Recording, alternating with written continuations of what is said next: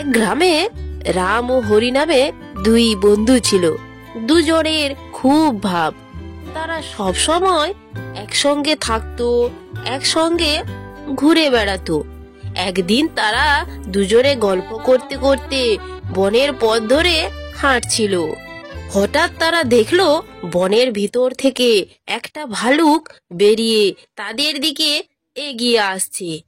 তা দেখে তারা তো ভীষণ ভয় পেয়ে গেল।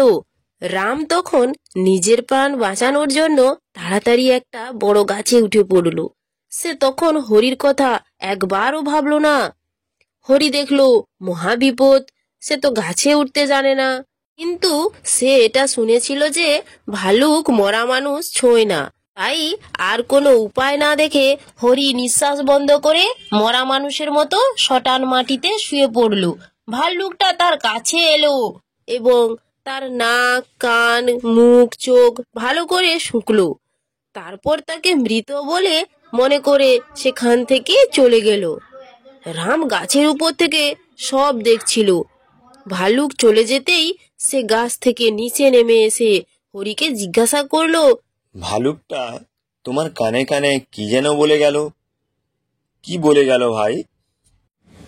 তার উত্তরে হরি বলল, ভালুক আমায় বলল, যে বন্ধু বিপদের সময় ফেলে পালায় তাকে কখনো বিশ্বাস করো না। তো বন্ধুরা, তোমাদের যদি ভিডিওটি ভালো লেগে থাকে তাহলে তোমরা চ্যানেলটি সাবস্ক্রাইব করে রাখো এরকম আরো নতুন নতুন গল্পের ভিডিও পেতে।